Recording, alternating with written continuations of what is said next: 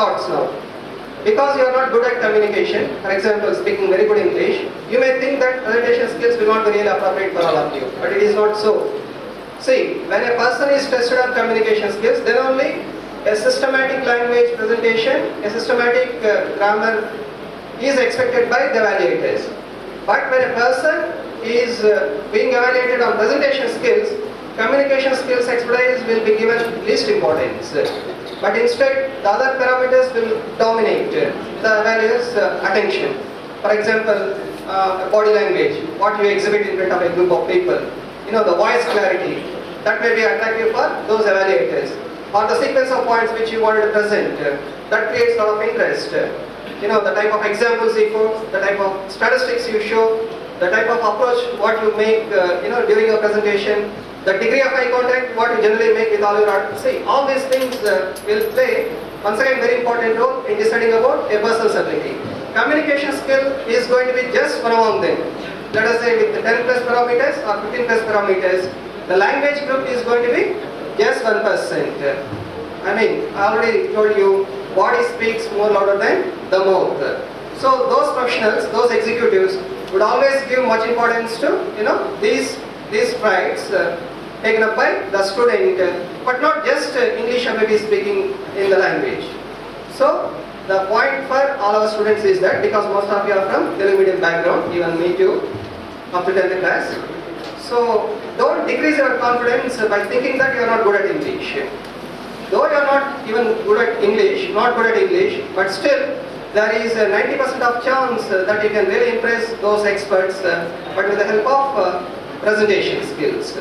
Please get this point. Whereas, urban students, it is not so, because basically they would have gifted with, the English language, and just training on presentation skills will give them a good roadmap to their success. But our students who got highly intelligent, very good intellectual, very good mind power, brain power, but just because of that simple reason that you don't speak good English, you cannot be at the back race of that competition which is going outside. So no doubt it's going to be one of those constraints what you have, but still making practice and adapting to a systematic procedure, I am sure that you will become masters in both areas, communication skills and also presentation skills. One more thing is that's what I forgot to tell you. You're all just giving your ears for listening purpose. What I suggest you is to make some points also on your paper so that they will be useful for your revision process once if you reach your home, or once if you review this concept, it is a few days after. Don't only listen, but at the same time don't take dictation also, okay? Don't do that.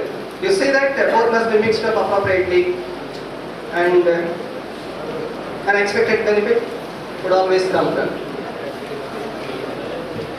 Now the important, just now we talked about. Now the benefits also, let me quote a few examples. So probably by having exceptional presentation skills, it may lead you towards a very lucrative job. Not all people will be given promotion.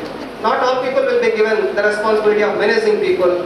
Not all people will be transferred towards the highest positions. But a person who can have that ability to communicate and then to convince his ideas will be generally given promotion.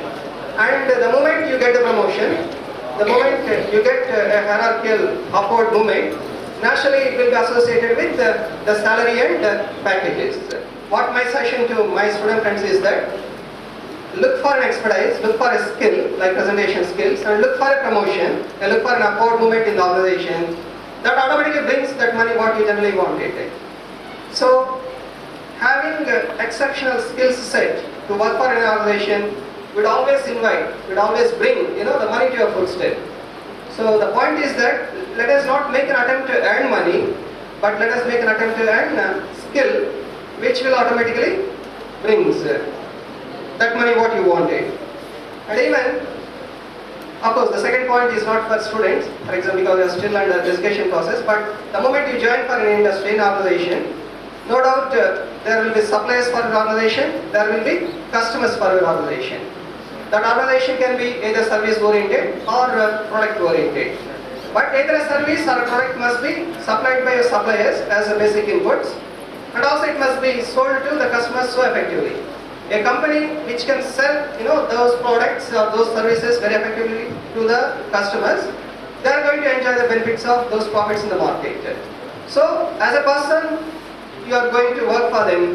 Definitely, that time or a chance or an opportunity will be definitely come to your footstep, where you will be asked to present, your ideas or your service or your product to a group of customers and motivating them to purchase for them.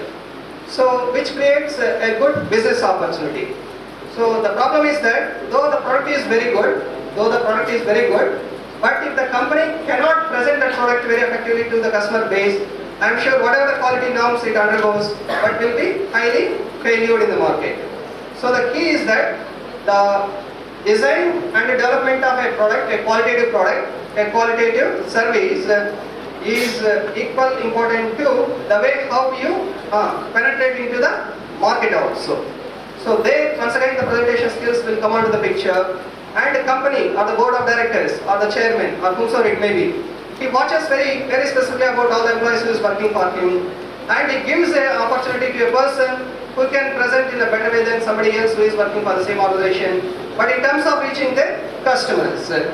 So once if you get that uniqueness, once if you get that recognition, once if you get that opportunity, it's going to be a more learning process, because most of the individuals will learn the things not by just reading it, not just by listening like this, but by doing them very practically. So once if you do at a higher level of the game, you may come to know about more number of inputs which you did not know even before, and you may be coming across with more number of strategies which can be useful for the individual to present him in the best way possible. So all these things are going to be the additional benefits.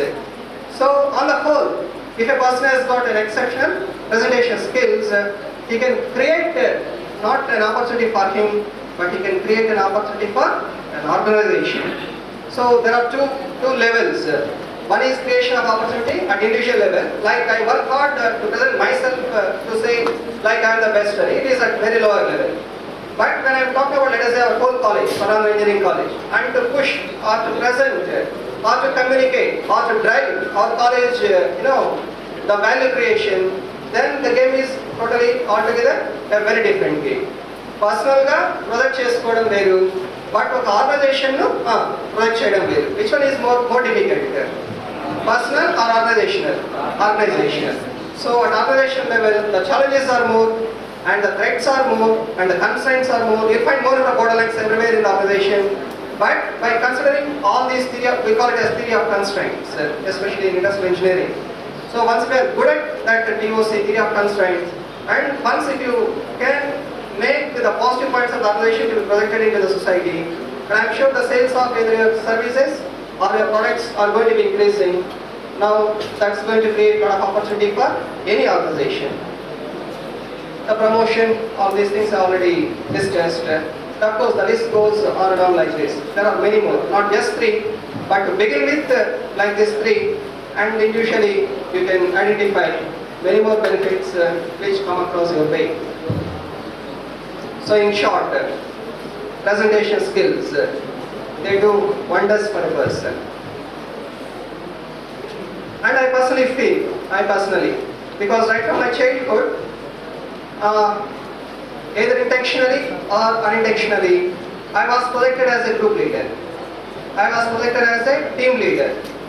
Of course, at different degrees of variation. But what happens is that once if you are moved a little more than all your mates in the same team, definitely that creates more number of good amount of exposure and more number of opportunities also. So, but that exposure need not be just in the classroom, not just with the textbooks, not just with the departmental activities, not just with education, even co-curricular and extracurricular activities, exposure will also develop a person, to communicate his ideas in a very different way. For example, if one of your friends is the captain of your cricket team, for example, now other 10 members thinking set will be different, but that person who is leading the team is going to be entirely different. Other 10 persons in the team, what they generally think, how to give the best performance as an individual. That's all. They don't think much more than that. If they bowl very well and if they can secure more number of wickets, that bowler would be feeling very, very happy. Or a batsman who is working as a teammate in the team who scores a century, for example, he feels highly satisfied and he feels that his image has got developed. But all these things are only at the individual level. But for a captain, no doubt he has to perform individually to give the direction for his teammates, and he must have to think about the whole system dynamics of the entire game. And any game is going to be a mental game, and the skill is one part, practice is one part, talent is one part, but the strategy is what you develop to win over the game is going to be entirely different, entirely. So recently I saw one match when I was asked as the chief guest for this state level tournament when it was organized at Parchuru, Guntur district, if I am correct. We went for the finals, of course. The local team and also a team from Chennai, they came to finals, and on that day we were invited as the chief guest for that function to give out those the gifts and other cups and money, whatever which was kept as prize money. And we were asked to come just 1 hour before to watch the match also before that ceremony goes on.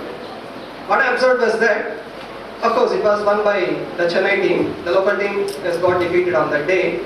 But the problem what they have done is that, what other captain has done is that, when the local team is first batting, okay, the striker who has got that much ability to play big shots, I observed very specifically, of course, because that is a strategy what I had applied when I was a captain in my childhood. So when there is a striking batsman on the crease, as the person who is facing the bowling process, what I generally do is that I know that he is talented, I know that he has got the ability to play big shots, and I also know that I cannot contain him very easily. So as a captain, what I generally do, when that person comes for batting onto the crease, when he is facing the bowler, I'll keep my fielders to the boundary. I never ask them to come inside the circle. So I'll keep almost all fielders up to the boundary level, but to restrict either a 4 or a 6. But the moment I drop down my teammates to the boundary, what is the message I'm giving to that batsman? You cannot play a very big shot because my people are on the boundary. So definitely, because the people are away from the crease, away from the pitch, that person actually takes a single always. And 2 is going to be a little impossible just because my people are on the boundary. So the idea is to restrict that person for a single, and more importantly mind game, inviting that person to play only for a single shot. But the moment you keep the person into the fielders into the circle, so he knows that there is a big gap away from that circle. So naturally, not only the talented batsman, anyone wanted to hit the ball over the heads of the fielder. So naturally, he comes to face the next ball also. Did you get my logic or not? So the idea is, invite a talented person to play for a single, and when the other batsman, who is not that much talented, if he comes, immediately I make my fielders to be close to the pitch to restrict single. Why so? Once if that batsman takes a single, the talented batsman automatically comes and takes the crease to play the big shots next. Because the limited number of overs are about 20, the people will not find that much time to think about the strategy of the opponent captain, and to strategize accordingly to face that strategy will never be allowed. By the time they identify the mistake, the damage, by the time the overs would have been completed. The same thing they also done on the day. That Chennai captain, he makes people to be at the boundary stage when there is a striker batsman.